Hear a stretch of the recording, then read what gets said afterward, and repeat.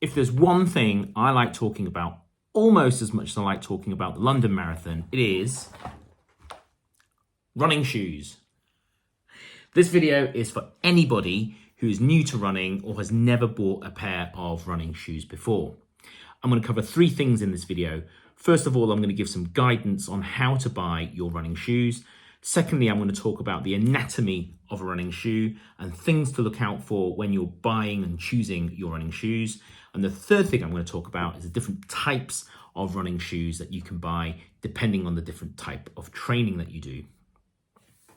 Your running shoe will be the singular most important piece of running equipment that you will buy.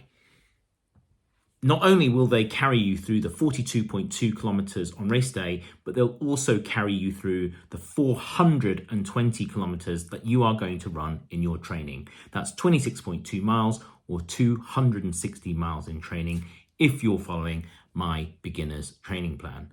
Yes, you really are going to run that far.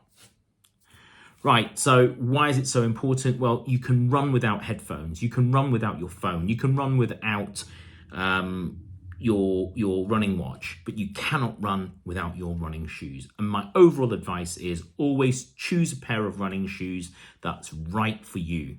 The right pair of shoes for one person will be different from another person. So there's no point asking people on social media to tell you what shoes to go and buy, because we are all different. We all have different shaped feet. We all have different styles of running. So what works for one will not work for another person. Now, I'm not an expert in all the different types of shoes out there. I'm not here to recommend particular shoes. All I can talk about is my own opinions on the shoes that I've bought and the shoes that have worked for me, and hopefully give you some guidance so that you can find your perfect training shoe for you.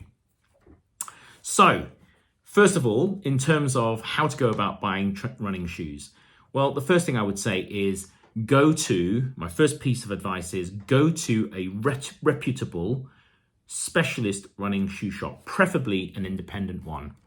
I find that the independent running shoe shops are staffed and owned by people who are actual runners, and you've got more than half a chance of them having run in the shoes that they're trying to sell.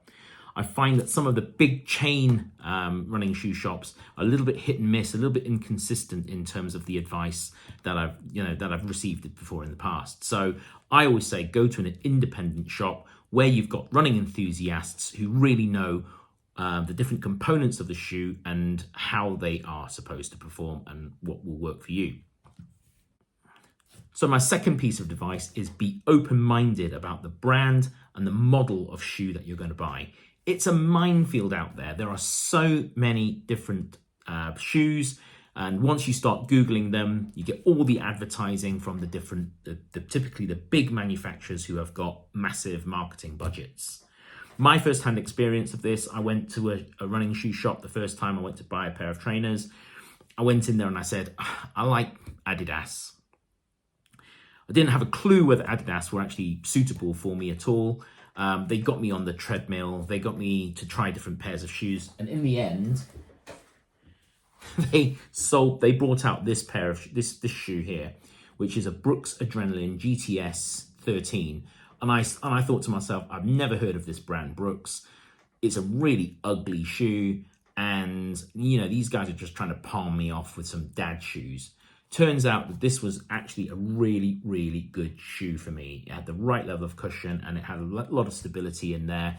And I absolutely loved wearing these shoes. So be open-minded. You might end up with a brand that you might not have even heard of when you go and buy your shoes. So my third piece of advice is get your gait analyzed. Now, this is really, really important, right?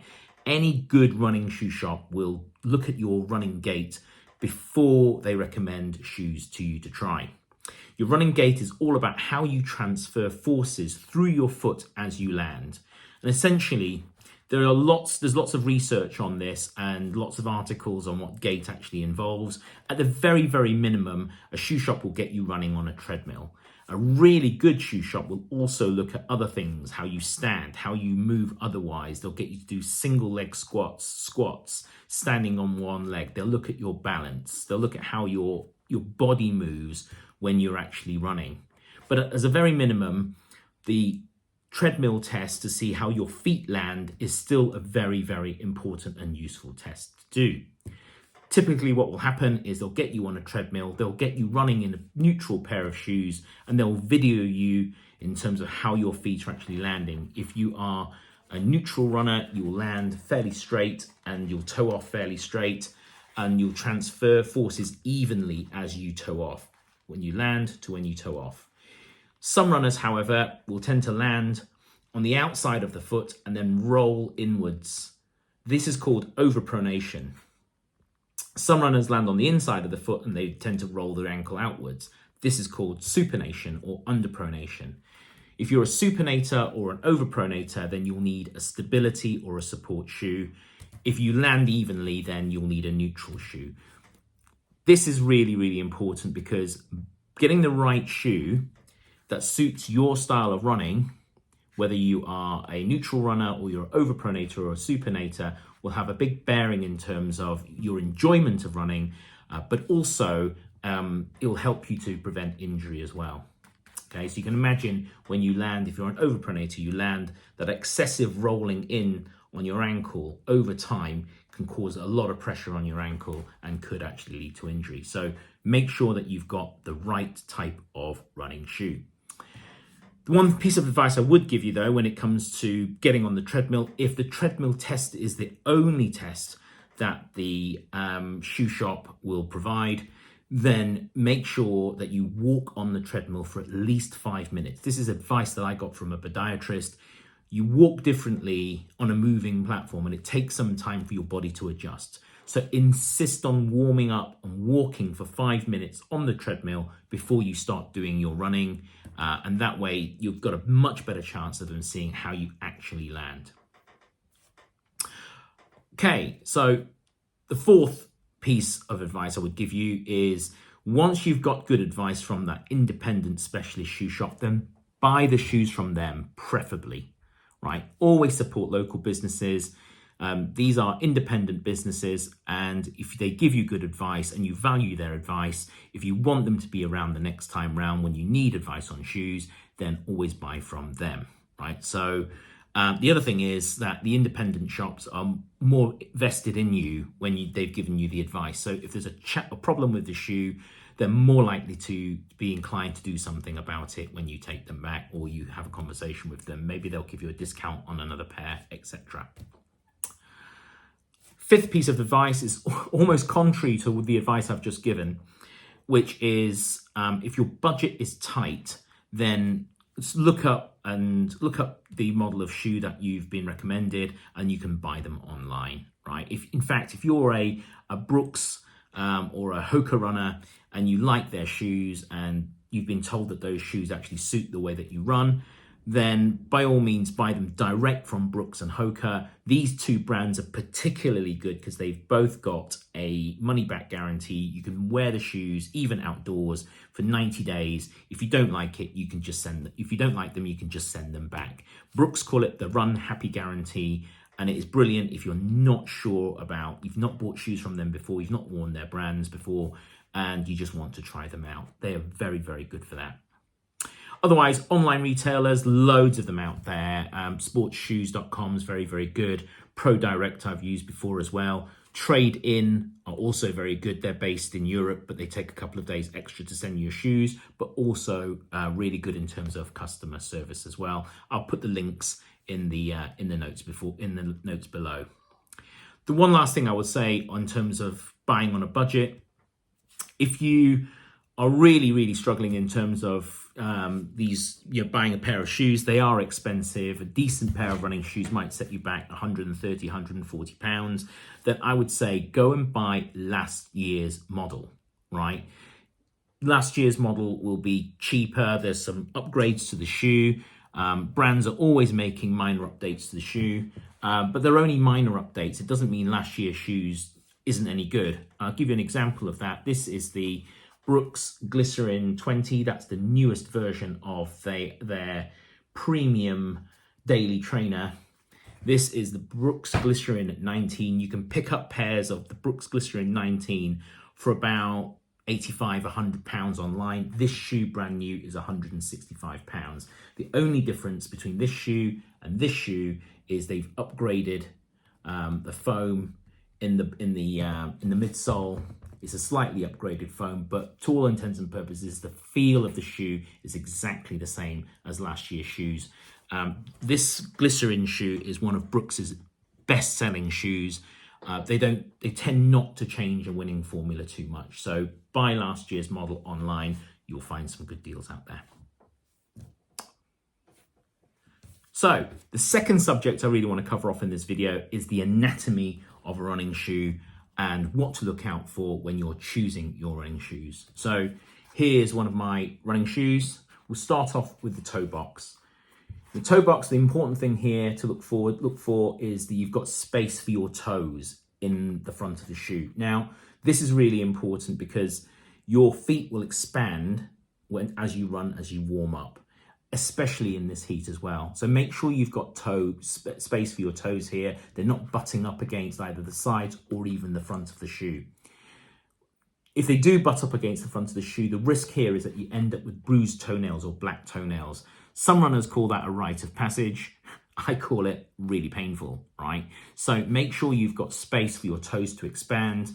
The thing to do there is, if it is tight in the front, then make sure you size up by half a size or even a full size to allow for more of that space. Now, if you do go up half a size or one size higher, you might find that it becomes a bit looser around the midfoot, which is this section here. Now, that's not a problem at all, because what you can do is you can compensate for that by using the heel lock method, which is using this extra loop here in the shoe. And what you effectively do is you loop your shoelace through that hole on both sides before then lacing up. When you do that, what then happens is you lock your heel into the back of the shoe, and that prevents your foot from sliding forward and hitting that toe box and therefore bruising your toenails. Okay, so my other piece of advice when it comes to toenails is, if you want to keep them, cut them and keep them short when you're doing your training. Next, we come to the upper, which is this part here. This tends to be an engineered mesh material, or sometimes there's a fly knit material, which is slightly thicker. I like the engineered mesh that are on these shoes. The key things to look out for, there's two things here, is one, how rigid this is. The more rigid it is, it will give you more stability in the shoe. And the other thing that you're looking for, which is really, really key, is breathability. So your feet, as I said, will get warm as you run.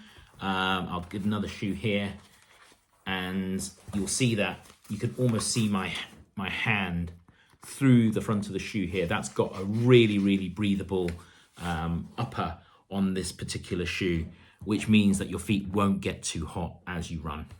So breathability and stability are the two things to look out for when it comes to the upper. Next is the tongue. So the tongue is here, and this protects the top of your foot. Sometimes it's really, really cushioned, like this one. It's quite thick and it's nice and cushioned, but this one does move around quite a lot. Other shoes are really, really thin, like this one. There's no cushion here, no padding here at all. But this one has got the sides of the tongue are sewn into the side of the shoe. This is called a gusseted tongue, and it will stop that tongue from moving from side to side. Some shoes are really, really flimsy in terms of the tongue, and are also not gusseted as well. The risk there is that you end up the tongue moving around and causing some discomfort with your foot. So that's something to look out for. At the back of the shoe, this part here, this is called the collar. And what you're looking for here is some padding.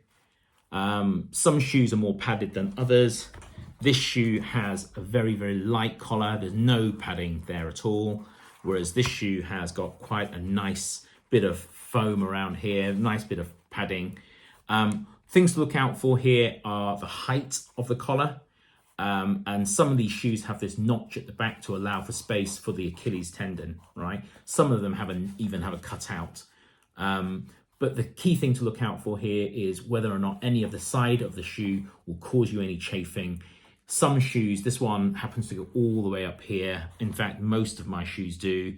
You can probably see it clearest on this one, where this collar goes all the way around into where the laces go. Some shoes have a bit of a break here. Where that happens, you might get a bit of chafing on the top of your foot. So the thing to look out for there is to make sure you've got the right socks to go with those shoes. Okay, next thing I'll talk about is the heel counter. So the heel counter is the back of the shoe. It's this part here. This is quite rigid. It's a matter of personal preference, really. This one's quite light. You can see that that's quite pretty flimsy. There's not a lot to that. This particular shoe, exactly the same. It's quite flimsy. There is a bit of an extra bit of material there that gives it a bit more rigidity, but it's actually quite flimsy. Whereas this shoe, it is quite firm. A firmer heel counter will give more stability to the shoe. So if you tend to overpronate, you're a neutral runner, but you do overpronate slightly, like me, it's particularly at the end of a long run or a race where you're getting tired, then a nice sturdy heel counter will be beneficial. So do look out for that. I'll also talk about the width of the shoe as well. So this shoe here, if you compare this shoe to this shoe is obviously very, very wide in the heel. This one's quite narrow. There are other shoes out there, so for example, the Nike Vaporfly shoes, for example, where there's quite a chiseled heel. If you need a bit more stability in the shoe, if you have a tendency to roll your ankles when you run, then get something that's got a wider platform, right? Particularly if you have a tendency to overpronate and you're not quite needing a stability shoe, but you do need that extra stability.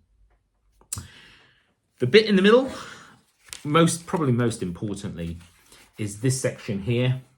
So you've got the forefoot, you've got the heel. Running from the forefoot to the heel is the midsole, which is this. And this is all of this nice, big, chunky foam, right? This is called the stack. The stack height is the highest point of the foam. This is where all the big manufacturers do all of their research, right? This is where all of the science goes in. And if I look at Hoka was the pioneer of what we call the maximalist shoe. So getting as much of that foam. So you can see running shoes over the years. If you compare my original running shoe, you can see it's pretty thin on the bottom. You compare that even to a Hoka, which was 2 years later. There's a lot more foam in that. And then you compare the Hoka to the New Balance, which is the newest shoe. This shoe's about 3-4 years old now.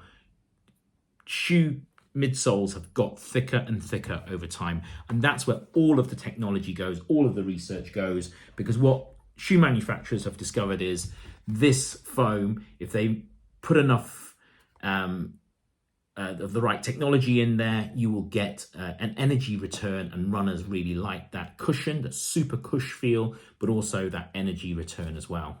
Okay, now the stack height, as I mentioned, is the highest point and the thickest point of the shoe. It tends to be at the back. The important thing to note here is the offset or the drop. So this shoe, for example, is 39.5 millimeters at the back, and it's 33.5 millimeters in the front. The difference between 33.5 and 39.5 is 6 millimeters. So the drop or the offset on this shoe is a 6 mil drop, right? When you compare it to a Brooks Glycerin, this is a 10 mil drop. Now, the reason why this is important is because if you tend to have a lot of strain on your calves, then I would say go for a shoe that has a higher offset. This Brooks Glycerin shoe has a 10 mil drop. It will be kinder to your calves than a 6 mil drop in the New Balance here. Sorry, you can imagine, right? If you flex your foot back, you can feel your calf muscle pulling. So the flatter the shoe, the more impact it has, the more impact it tends to have on your calves. So if you're new to running, or if you have particular issues, you're prone to issues with your tight calves, then really go for something that's got a higher offset, a 10 mil or an 8 mil. Leave out the 6 mil and the 4 mil shoes. Now, there are purists out there who say, well, you know what, humans should actually run according to their natural biomechanics. They should run in as flatter shoes as possible. I don't disagree with that. I have no problem with that at all. My opinion and my experience of this is that you should always choose the shoes that are right for your running style as of now. Now, you might change your running style so you can actually run with flatter shoes in future, which might be a more, the natural biomechanics, the way that your body was supposed to work. But in the meantime, you'd have done a lot of miles in the wrong shoe and therefore expose yourself to injury risk. So always choose the shoes that suit your running style now. Last thing I'll talk about is the outsole, which is on the bottom. This is effectively the rubber. You can see the black here, that's rubber. The white bits are actually the actual part of the foam. The more rubber you have, the grippier the shoe will be, right? So if you're running a lot and you're in an area where there's lots of rain, it's wet all the time, then maybe look at shoes that have plenty of rubber on the shoe. You can see now that the more rubber that there is on a shoe, the better the grip. The problem is rubber is heavy. So the more rubber you have, the heavier the shoe will be, okay? So, and then this one you can see again, even less rubber on here. There's lots of different cutouts, but rubber does add to the weight of the shoe. Right, so the last part of this video is about the different types of running shoes that you can buy according to the different types of training you're going to do. I'm going to start with the trainer that everybody should have. If you're only going to buy one shoe, then you need to make it the daily trainer. This happens to me, one of my old pairs of daily trainers. This is a Brooks Ghost 14. It's the one that does it all. It can do the long runs, it can do the short runs, it can do the fast runs, it can do the slow runs, it can do the tempo work. Most importantly, it can also go the distance. My first ever marathon, I ran in a pair of Brooks Adrenaline GTS, and they took me all the way, 26.2 miles, not a problem at all. I call this the workhorse shoe because it literally does it all. It is super, super versatile. If this was a plane ticket, then this would be an economy ticket. It will get you there. Right? It might not be the most sexy looking shoe, but it will get you there. Now, even within economy tickets or even with the daily trainer, there are different grades of daily trainers. This one, I would say, is the decent entry-level Brooks model. It's the Ghost 14. It's the sister shoe of the Brooks Adrenaline GTS, which is the support shoe version of this shoe. You can get a more basic version, an economy light or economy basic if you like. The Brooks Revel or the Levitate, for example, will cost you about £100. This shoe, the new version of this shoe, the Ghost 15, which is the new version of this shoe, will cost you about £135. Or there's even a premium economy version, which is the Glycerin.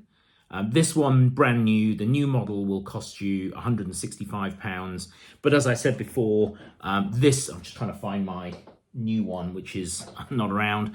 The new one of this is slightly upgraded, as I mentioned, with the foam. But I ran the Berlin and London marathons back to back in 2021 with the shoe. And to be honest with you, it was a real close call between these two shoes. But in the end, I went for the slightly softer Brooks Glycerin.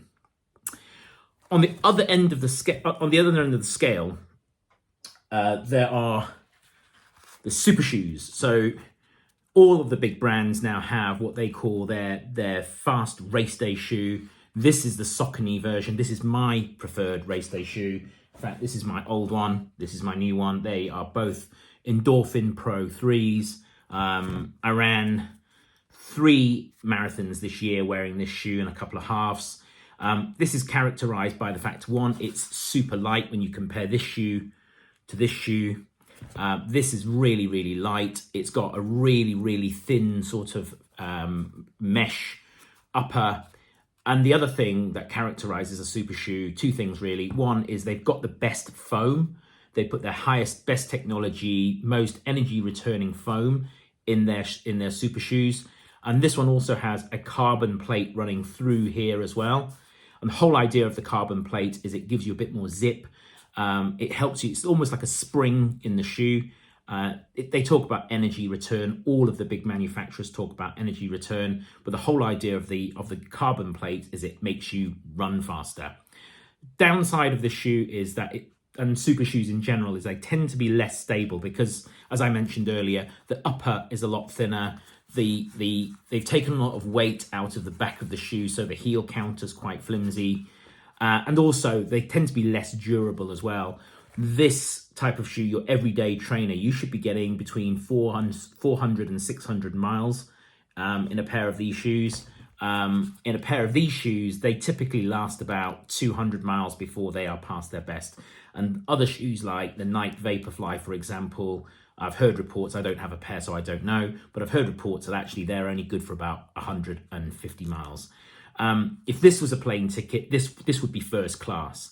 And the big manufacturers are even going so far as to having different types of super shoe. Saucony have got the Endorphin Pro 3, and they've also got the Endorphin Elite as well. Nike have the Vaporfly, and they also have the Alpha Fly as well. Now, somewhere in the middle of all of that, so we've got economy. Well, this is a premium economy. This is economy. This is sort of like more sort of like premium economy. This is a first class shoe. Somewhere in the middle of all of that now, you've also got something which is fairly new in the last couple of years, which is the Super Trainer. Now, this is somewhere a cross between premium economy and first class. This has got lots of the attributes of the Daily Trainer. It's super, super versatile. It's lighter, it tends to be lighter and has better foam. Sometimes these actually share the foam of the top range shoes. This one's got the fuel cell technology. This is a New Balance shoe. Fuel cell's their top foam. And this has also got a carbon plate as well. So again, similar characteristics in terms of the extra spring from the carbon plate. But the good thing about the Super Trainer is that it has a bit more durability in there, so it should last 300 to 500 miles. So they last a bit longer than the super shoe, and you get some of the similar sort of characteristics when you're running. Going to talk a little bit about shoe rotation. So I have all of these different pairs of shoes which I wear for different things. So typically I'll wear my Super Trainer probably the most because it's probably the most versatile. On days where I just want to go out and do a nice slow plod, not really concerned about pace, then I will use my slow run shoe. Now this is like a Daily Trainer as well. This just happens to be more of an upgraded version of a Daily Trainer. This is a Brooks shoe, which not very common, this one. This is a Brooks Aurora BL. You can see how big and chunky it is. It's got stack loads of foam. This is the shoe that I use for my really, really long runs, slow plodding around, not really concerned about pace, just want to get the miles done. The Daily Trainer is like the one that's, again, the versatile one, which I do still wear. This one I like to use for my tempo runs, my fartlek runs, where you do a bit of speed play, and also test out, you know, your endurance on tempo endurance runs as well. And then for my race day, I do just keep this pair of shoes ready for race day. Now, a question that I sometimes get is, why do you bother with shoe rotation? Well, there are really two benefits from shoe rotation. If you run a lot, i.e. you're running 4 or 5 times a week, you cannot put a lot of pressure, a lot of force through this foam. And if you do a shoe rotation and you use different shoes on different sessions, what it does do is it allows that foam to come back a bit. So actually what it does, it makes your shoes last a bit longer. The other thing is that if you run in different shoes, and particularly where you have different makes of shoes, so if you run in a Brooks one day, this one has an 8mm drop, for example. This one has a 6mm drop. The Brooks Glycerin has a 10mm drop in this shoe. You do run slightly differently in the shoes. So What you will do is work your muscles in your body slightly differently. So arguably, it also leads to reduced injury risk as well. So that is why you might do shoe rotation. But yes, it does cost a lot of money to buy lots of different pairs of shoes. So whatever works within your budget, I would say if you can afford to get multiple pairs of shoes, then I would highly advise it. If all else fails, then get yourself something that is a daily trainer, the workhorse that does absolutely everything for your training. And if you can push the boat out, then get one race day shoe that you only wear on race day. So there you go. That's my guide to buying shoes. Where can you get more information? Like I said, I'm not a shoe expert in lots of different shoes, although I have done a lot of research into the different brands and different models out there. There's a lot of information online, and my first source of information is actually onto YouTube. You just need to go onto YouTube and you type in the name of a shoe, and there are loads of reviews by people who specialize in doing this. My favorite, they're all called the ShoeTubers on YouTube. My favorite ShoeTuber is Emily Heller. She's on YouTube and on Instagram as Run Like Heller. I find that she's very, very knowledgeable. She's very informative. She's very, very honest in her reviews, and she's actually really funny as well. You've also got Kofuzi, who is like the granddaddy, the OG of ShoeTubers. He's got so many thousand followers, and he's very, very detailed and shows you lots of run footage as well. If you like a UK feel, then Ed Budd, I find he's really, really quirky. And also Believe in the Run is also quite good as well. I'll include the links in the comments. I hope this video has been helpful. If you've got any questions or any feedback, please feel free to drop it in the comments below. I'll finish off by saying that getting the right pair of running shoes is like buying a house. When you step inside, you kind of just know. So go with that feeling, right? And if they're uncomfortable to begin with, then they're not the right shoe for you. The shoes generally they start off being super, super comfortable, and that's how it should be. It should feel right when you step in them for the first time. When you get the right pair of shoes, they'll just make you enjoy running so much more. I put these shoes on and I just absolutely love my running. And the more you love your running and enjoy your running, the more you're going to get out. The more you're going to get out, the better you're going to get at it. The better you're going to get out it, the more stronger you become. The more stronger you become, the more confidence you have. The more confidence you have, the more belief you have. And that's why I always say, dream, believe, achieve. Belief, it makes such a big difference, and it all comes from having the right shoes. I'll see you next time. Happy shoe buying, and I'll see you out there on the run.